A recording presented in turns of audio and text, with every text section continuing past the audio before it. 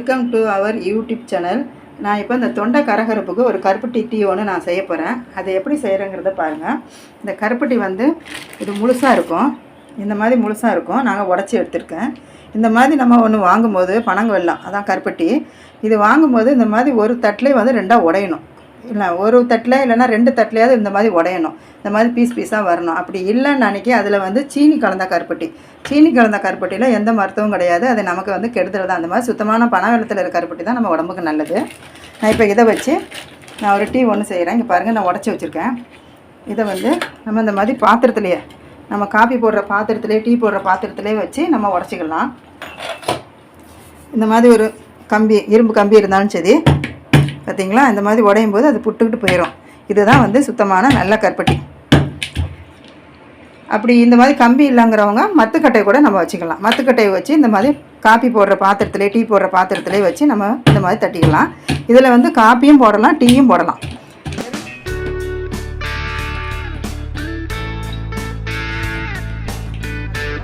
இந்த மாதிரி 2 இடி இடித்தோடனே இது மாவாயிரும், தூள் கணக்காயிரும். இதுதான் நல்ல சுத்தமான கருப்பட்டி. இந்த வெளியில் மார்க்கெட்டில், இந்த ரோட்டில், இந்த மாதிரிலாம் வாசலில் வந்து நிறைய பேர் இந்த ட்ரெயினில் கொண்டு வந்து கருப்பட்டிமா பனை வெல்லமான்னு சொல்லி விற்கிறாங்க. அதை ஏமாந்து வாங்கிடாதீங்க. அதில் வந்து சீனி கலந்த கருப்பட்டி. அது சீக்கிரமாக வந்து நமக்கு வந்து அது உடையவும் செய்யாது. அதை நம்ம யூஸ் பண்ணுறதும் வேஸ்ட்டு. இந்த கருப்பட்டிக்கு நம்ம இந்த மாதிரி 1.5 டம்ளர் தண்ணி சேர்க்கலாம். நல்லா இனிப்பாக குடிக்கிறவங்களா இருந்தால் 1.5 டம்ளர், கொஞ்சம் கம்மியாக குடிக்கிறவங்களா இருந்தால் நம்ம 2 டம்ளர் கூட போட்டுக்கலாம். நான் இப்போ 1.5 டம்ளருக்கு மேலே தான் போட்டிருக்கேன். நான் அவ்வளோ இனிப்பு குடிக்க மாட்டேன். இப்போ நம்ம அடுப்பில் ஏற்றிடலாம். இந்த மாதிரி பாத்திரத்தில் போட்டு இடித்து நம்ம அடுப்பு பற்றி வைக்கலாம். இப்போ அடுப்பு பற்றி வச்சுட்டேன். இந்த சைஸில் ஒரு துண்டு இஞ்சி நல்லா லேசாக தோலை எடுத்துகிட்டு நல்லா கழுவி வச்சுருக்கேன். இந்த இஞ்சி நம்ம நல்லா நசுக்கி போடணும். இதுதான் நமக்கு மெயின். இந்த கருப்பட்டி, இந்த இஞ்சி தான் நம்ம உடம்புக்கு இந்த தொண்டை கரகரப்பு, இந்த சளி இருமலுக்கெலாம் கேட்கும். அதை குடித்தாலே ஒரு உற்சாகமாக இருக்கும். பால் போட்டு குடிக்கக்கூடாது. பால் போட்டு குடித்தா அது செட்டாகவே ஆக மாட்டேங்குது. இப்போ இதையும் நான் நசுக்கி போடுறேன்.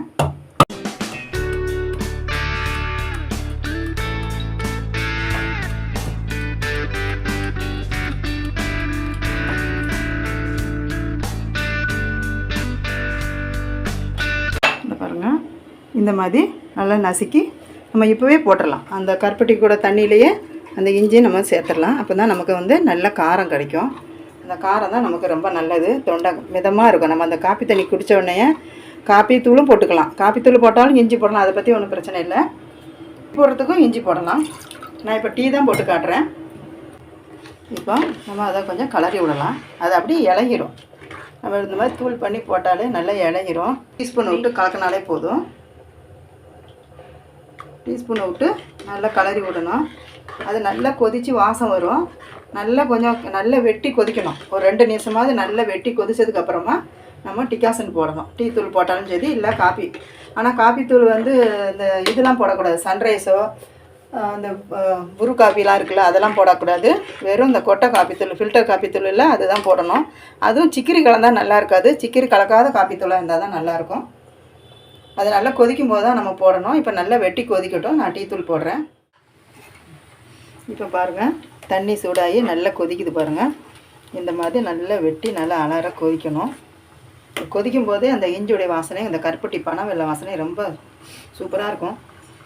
யாரும் இது வேணான்னே சொல்ல மாட்டாங்க. சின்ன குழந்தைங்க கூட இது குடிக்கிறாங்க ஆசைப்பட்டு. அவங்களுக்கு இப்போவே நம்ம அந்த மாதிரிலாம் கொடுத்து வளர்த்தா ரொம்ப நல்லது. இந்த வெள்ளை சர்க்கரையை விட இந்த இது சாப்பிட்றது, பனங்கருப்பட்டி சாப்பிட்றது அவ்வளோ ஒரு உடம்புக்கு நன்மை. சளி பிடிக்காது. அந்த இஞ்சி சாரெல்லாம் அதில் இறங்கும். அதனால் இந்த மாதிரி நல்லா பொங்கும்போது நல்லா நுறையா நல்லா வெட்டி தளர கொதிக்கணும்.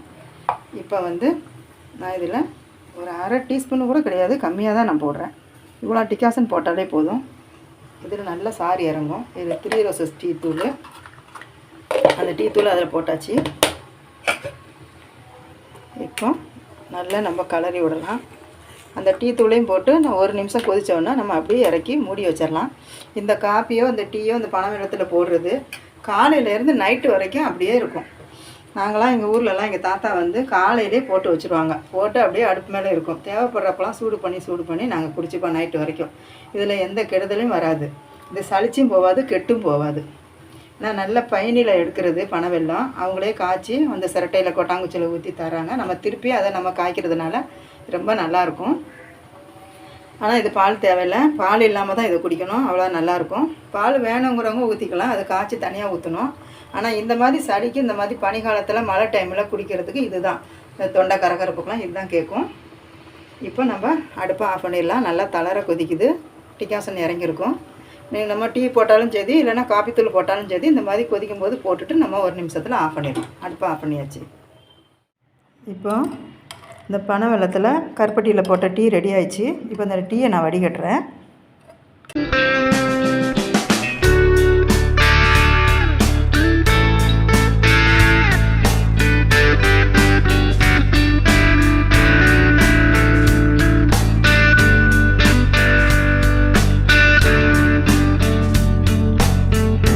இப்போ இந்த சூப்பரான கருப்பட்டி டீ ரெடி ஆயிடுச்சு பாருங்கள். இஞ்சி போட்டு கருப்பட்டி போட்டு இவ்வளோ தான். 1.5 டம்ளர் தண்ணி ஊற்றினேன், 2-3 துண்டு கருப்பட்டி போட்டேன், இஞ்சி ஒரு துண்டு போட்டேன், இவ்வளோ தாங்க.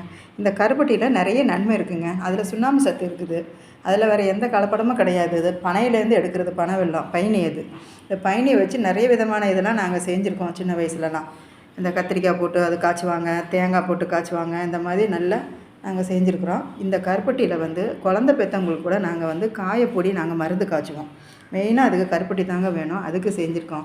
அப்புறம் வந்து இந்த குழந்தை பெற்றவங்க பால் கொடுக்கறதுக்காக வேண்டி அந்த கருப்பட்டியை நல்லா சாப்பிட்டா அவங்களுக்கு பால் ரொம்ப ஊறும், குழந்தை பெற்ற தாய்மார்களுக்கு. அப்புறம் இந்த இது வயசுக்கு வந்த பசங்களுக்கெலாம் வந்து உளுந்தங்களி கிண்டுவாங்க, அதுக்கு கூட கருப்பட்டி போட்டு தான் நல்லபடியாக உளுந்தங்களி கிண்டினாங்க. அந்த கருப்பு போய் ரொம்ப வலுவு நல்லாயிருக்கும், அந்த குறுக்கு பலமெலாம் நல்லாயிருக்கும். ஏன்னா அவங்க சின்னதாக பூக்குறாங்க அவங்களுக்கு இன்னும் கல்யாணம் பண்ணி குழந்தை குட்டிலாம் பிறதுனால ரொம்ப வலுவடையும்னு சொல்லிட்டு இந்த கருப்பட்டி தான் நாங்கள் ரொம்ப யூஸ் பண்ணுறது. இது பெண்களுக்கு ரொம்ப தேவைப்பட்ட பொருள்.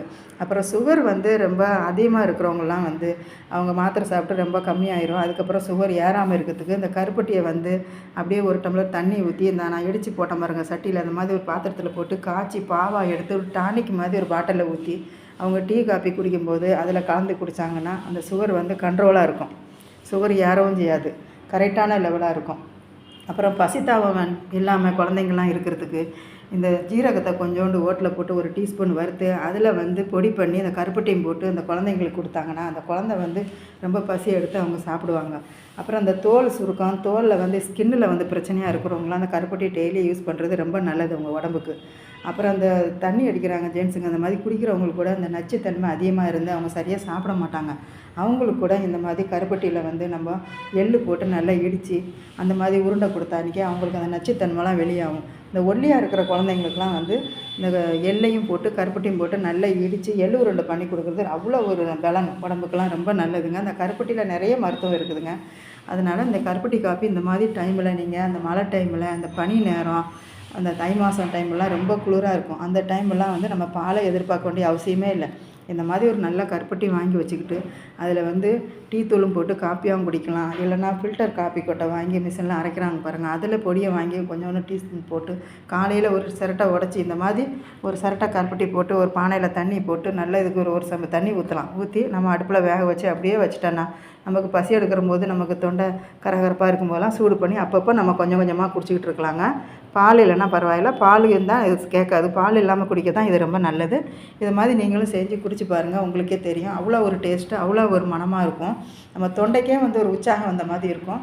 தொண்டை கெட்டினது, தொண்டை அடைப்பு, இருமல், மாறு சளி எல்லாத்துக்குமே இது ரொம்ப கேட்குங்க. ஜுரமாக இருந்தால் கூட நமக்கு இந்த மாதிரி இதை போட்டு குடிக்கலாம். தலைவலி, ஒத்த தலைவலி வந்து ரொம்ப முடியாமல் இப்படி துடிப்பாங்க, அவங்களுக்கு கூட இதுதான். நம்ம வீட்டில் நாங்கள் எல்லோரும் இதை தான் போட்டு குடிப்போம். இது குடித்தாலே எங்களுக்கு ரொம்ப நல்லாயிருக்கும். நாங்கள் காலைல டிஃபன் கூட தேவையில்லை, இந்த மாதிரி 2 டம்ளர் காப்பி குடித்தாலே எங்களுக்கு ரொம்ப போதுமானதாக இருக்கும். இது உங்களுக்கு இந்த வீடியோ பிடிச்சிருந்துச்சுன்னா லைக் பண்ணுங்கள், ஷேர் பண்ணுங்கள், கமெண்ட் பண்ணுங்கள், மறக்காமல் சப்ஸ்கிரைப் பண்ணுங்கள்.